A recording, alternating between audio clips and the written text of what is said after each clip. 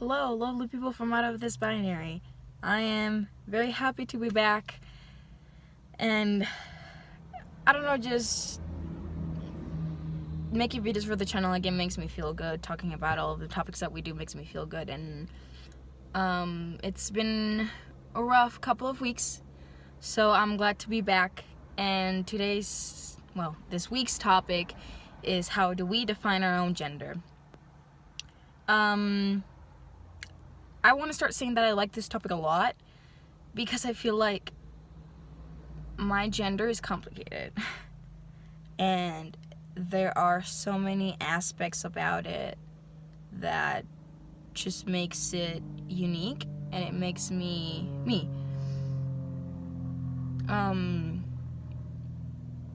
At the beginning, when I first started realizing that I was not binary, like I didn't feel like a girl or a boy, male or female.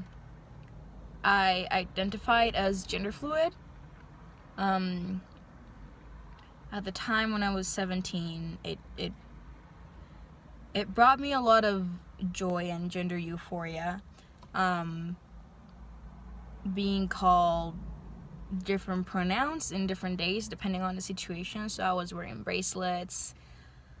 I would not bind all the time. Sometimes I would dress up more feminine, and sometimes I would want people to just address me as a boy completely. And that, I don't know, just at that moment in time in my life, I loved just flowing in the spectrum. However I felt that day, it's just what I went with, and I felt like that was very experimental in a way for me. I'm not saying that all gender fluid people are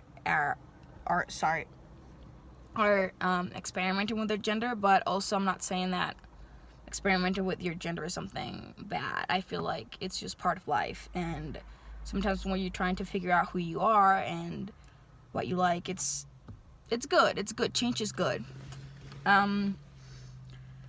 Then about a little bit more than a year ago, I started realizing that for continuous periods of time, I only wanted to be seen as like gender confusing, and I was going by only they them pronouns and felt really neutral. I don't know if that makes sense, but you know, just that inner feeling, I felt like I was just neutral. Not necessarily like a gender or like I was in the middle or whatever, but if you do want to put it in a spectrum from feminine to masculine, I was in the middle, but I don't know, each person has like their own definitions. And I felt that way for such a long time that I started questioning myself if I was gender fluid or not, and what that meant to me and how the word made me feel. And after a while of like self-doubt, I also thought at a moment that I might have been binary trans, as in like I female to male. But then that went away. It was merely like a thought that I did experiment and express myself in all of the ways that I wanted to, and realized that the different kinds of dysphoria that I would get didn't have to do with me feeling like a boy at all. It was just something completely separate, and I still felt like I was just neutral. So when I came to that point in time of self-realization, I started identifying with the word non-binary, just straight up non-binary, and that's the word that I go for right now.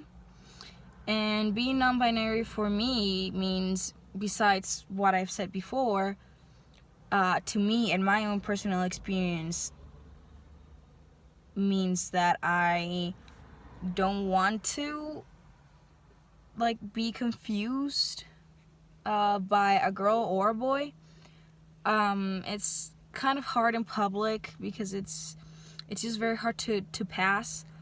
And one of my goals, my own personal goals, is to look more androgynous, because that would make me feel good.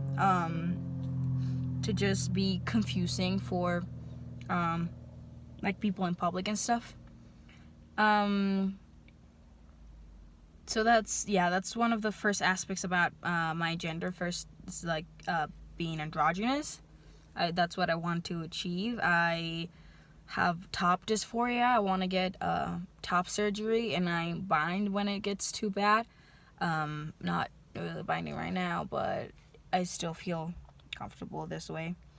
Sometimes I get bottom dysphoria, but my bottom dysphoria is very, very like fluctuating. Basically every day something different can happen. It just really depends. And pronouns, I go strictly by they, them. Being misgendered in pronouns is probably one of the hardest things that I have to go through. Most people just refer by my name, Val. And it's okay, because that's a nickname that comes from my birth name. So it's like an easy transition. But pronouns are very hard. Even more when you're just like exclusively they, them pronouns. But people around me are adjusting well, and when I talk to people about it and they don't really want to compromise, most of the times it ends up being people that for one reason or another just walk out of my life. So don't really have to bother that much. So that's it for the most part. That's what it is for me in my own experience being non-binary, and how I define it in my personal life. And yep. I am waiting for my wife, who has a job interview right now, so I am a little bit nervous for her. And I apologize for the sound, because there is an airport close to here and cars going by my side.